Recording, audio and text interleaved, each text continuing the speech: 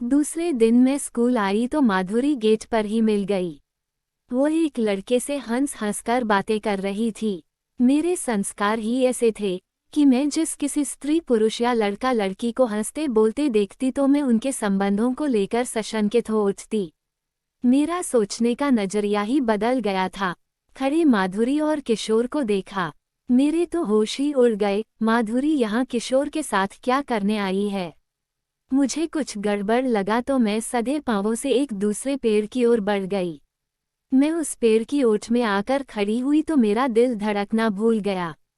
मैंने देखा माधुरी ने अपनी पैंट एक तरफ खोलकर रख दी थी और किशोर ने भी अपनी पैंट उतार दी थी। वे एक दूसरे की बाहों में ऐसे समाये हुए थे जैसे बहुत दिनों के बाद मिले हों या ठंड से बचने के लिए एक दूसरे से चिपके हुए हों। फिर तभी मैंने जो दृश्य देखा उसने मेरे रोंगटे खड़े कर दिए। मैं चुपचाप पेड़ के सहारे खड़ी उनकी यौन क्रीड़ा देखती रही।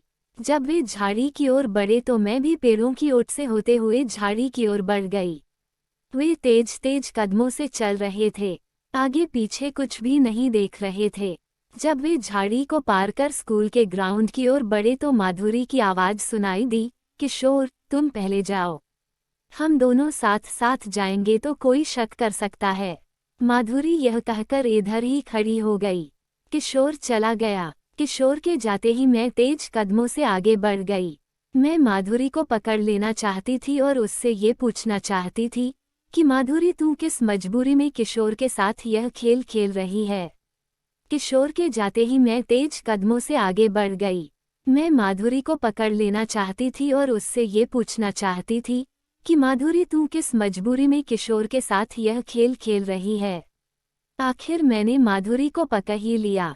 वो मेरे तेज तेज कदमों की आवाज सुनकर ऐसे चौंक कर मुड़ी जैसे किसी हिरन पर शेर ने अचानक ही हमला बोल दिया हो और वह संभलते संभलते गिर गया हो। माधुरी मुझे वहां देखकर हैरान ही नहीं थी, बल्कि काफी डरी हुई थी। उसका चेहरा सफेद पड़ गया था। मैंने उसके कंधे पर हाथ रखते हुए कहा, तू तो मेरी सहेली है। कोई अपनी सहेली को देखकर ऐसे डरती है? मैं तो इधर तुमको ढूंढती हुई चली आई थी। अब बता, तुम इधर क्या करने आई थी? माधुरी एक काफी सुलझी हुई लड़की थी। वह इतना तो जान ही गई कि मैंने सब कुछ देख लिया है। वो कोई बहाना न करते हुए बोली, मैं क्या करूं काजोल, जैसे कोई युवक हस्तमैथुन का आदी हो जाता है वैसे ही मैं भी मर्दानी बाहों के स्पर्श की आदी हो गई हूं। मैं चौंक गई, तू ये क्या कह रही है? मैं सच कह रही हूँ। एक शाम को मैं किशोर के साथ स्कूल के गेट से बाहर हुई तो वह बोला, चलो आज स्कूल के पिछवाड़े वाले बाग में चलते हैं। मैं तैयार हो गई। हम बाग में पहुंचे तो किशोर ने अचानक ही मजाक मजाक में मेरी छाती पर हाथ फेर दिया। मैं सच कह रही हूँ, मेरे रोम रोम खड़े हो गए।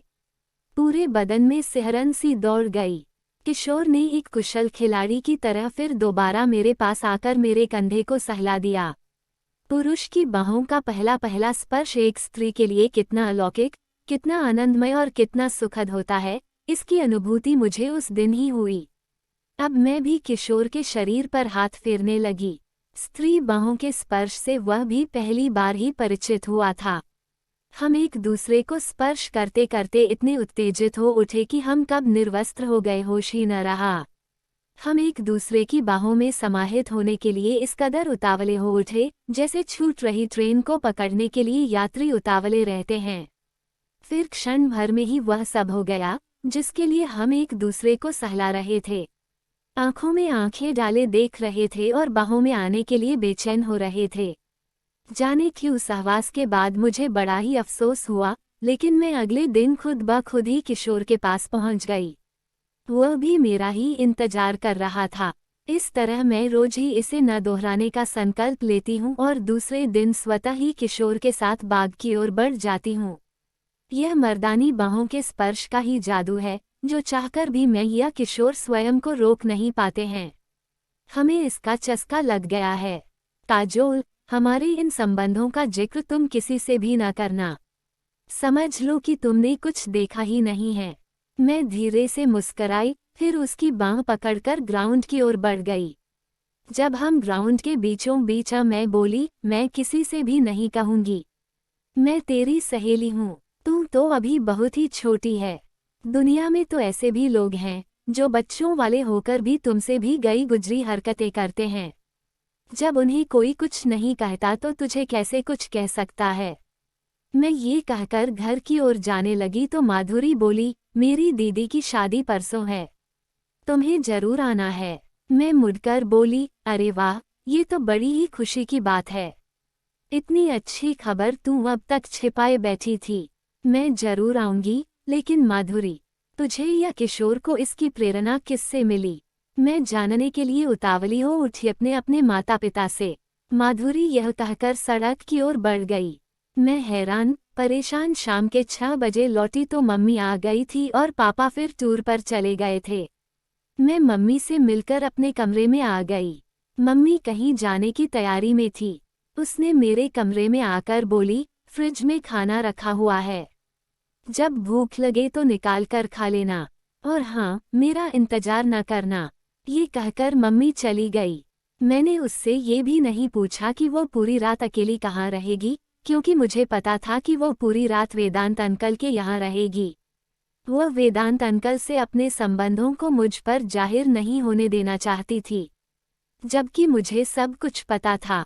मैं मम्मी के जाते ही विचारों में खो गई। बाहों का स्पर्श क्या इतना आनंददायक होता है कि उसके बिना माधुरी जी नहीं सकती है। मम्मी मुझे अकेली छोड़कर वेदांत अंकल की बाहों के स्पर्श का मजा लूटने चली गई। रवीना पापा के बिना नहीं रह पाती। क्या आइसक्रीम और बर्फी से ज्यादा स्वाद साथ साथ सोने में होता है? मैं नहीं मानती, ये सब झूठ है।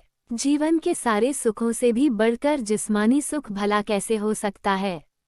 मैं ये सोचते सोचते झपकी लेने लगी तो मुझे अचानक ही याद आया कि मुझे तो अभी खाना भी खाना है।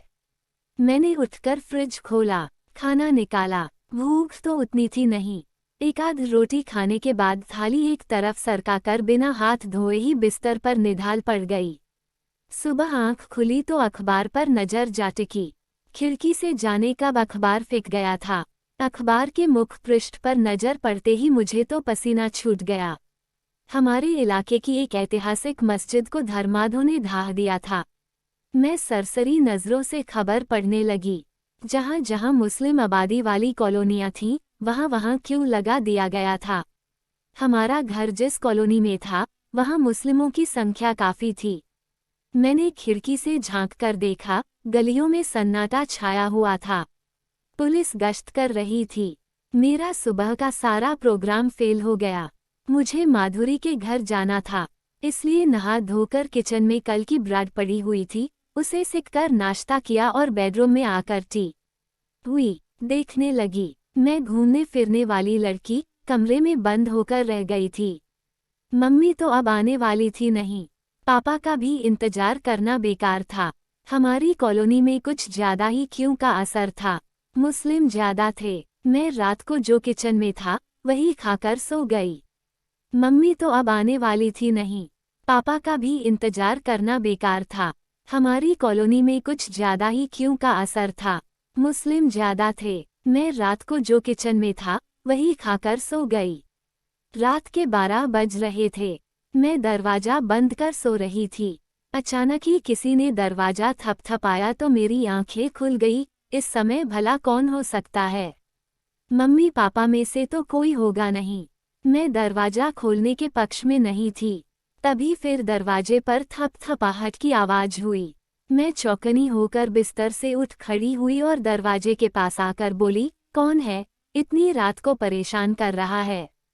उधर से धीमी आवाज आई, देखिए, मैं एक हिंदू हूँ। यह इलाका मुस्लिम बाहुल्य होने के कारण मेरी जान को खतरा है। बाहर पुलिस गश्त कर रही है। मैं सुबह से यहाँ फंसा हुआ हूँ। आप दरवाजा खोलकर मुझे पनाह नहीं देंगी तो ये लोग मुझे जान से मार देंगे। जाकर बाहर गश्त कर रही पुलिस से सहायता मांगो। मैं घर में अकेली हूँ। दरवाजा किसी भी कीमत पर मैं नहीं खोल सकती। तुमसे मेरी जान को भी तो खतरा हो सकता है। मैंने दबी आवाज में ही कहा। मुझ पर विश्वास कीजिए, पुलिस 2 व्यक्तियों पर गोली चला चुकी है। उसे बाहर किसी को भी देखते ही गोली मार देने का आदेश है। यहाँ पर मैं सुरक्षित इसलिए हूँ क्योंकि आसपास में कोई नहीं है। पुलिस भी इधर नहीं है। अगर पुलिस इधर आ गई तो शायद ही मैं बच पाऊंगा। ये कहते कहते वह सुबह पड़ा। मुझे उस पर दया आ गई। वह सचमुच ही मुसीबतों से घिर गया था। मैंने कांपते हाथों से दरवाजा खोल दिया। वो यही कोई 20-21 का स्मार्ट युवक था। भय और दहशत के मारे वह थर-थर कांप रहा था। उसके चेहरे से बेचारगी टपक रही थी।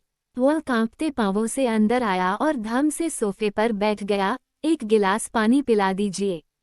सुबह से ही प्यास लगी है। मैंने लाइट जलाई और जाकर एक गिलास पानी ले आई। वो एक सांस में गिलास का सारा पानी पी गया। फिर बोला, एक गिलास और। अब समझ में आया जान कितनी प्यारी होती है। अब तो अंदर बैठी है न, बाहर भेड़ बकरी की तरह लोग एक दूसरे को काट रहे हैं। मैं जाने कैसे बच गया। वो कल 3 गिलास पानी पी गया तब कहीं जाकर कुछ सामान्य हुआ। मैं पलंग पर बैठती हुई बोली, आप इधर फंस कैसे गए? अरे कुछ पूछिए मत। मैं इधर मम्मी की साड़ी एक दुकान पर लौटाने आया था। दुकान से साड़ी लौटाकर जब बाहर निकला तो सारा दृश्य ही बदल गया था। चारों तरफ आपस में लोग मर कट रहे थे। मैंने पास खड़े एक आदमी से पूछा तो उसने ही बताया कि यहाँ से जल्दी निकल लो। इस इलाके की एक मशहूर ऐतिहासिक मस्जिद को कुछ धर्मांधों ने गिरा दिया है। यह इलाका मुस्लिमों को है। बमौत मारे जाओगे। मैं दूसरे रास्ते से किसी तरह भागता हुआ इधर चला आया। इधर तो और भी ज्यादा मार काट मची हुई थी। तभी पुलिस आ गई। लोग अपने अपने घरों में घुस गए। मैं आपके मकान की दीवार फांदकर एक कोने में जाकर छुप गया। अरे ऐसी कोई बात नहीं, आप सोफे पर इत्मीनान से लेट जाइए। मेरे ये कहते ही वो युवक बोला, आप कहाँ सोएंगी? मुझे तो अंडरवियर और बनियान में सोने की आदत है। कोई बात नहीं, मैं बत्ती बुझा देती हूँ। कोई दूसरा कमरा नहीं है, मैं वहीं सो जाता। आपके कमरे में मुझे सोना अच्छा नहीं लगता। ये शर्माते हुए बोला, कमरा तो है लेकिन उसमें ताला लगा हुआ है। मैं पलंग पर लेट जाती हूँ। ये कहते कहते मैंने बत्ती बुझा दी।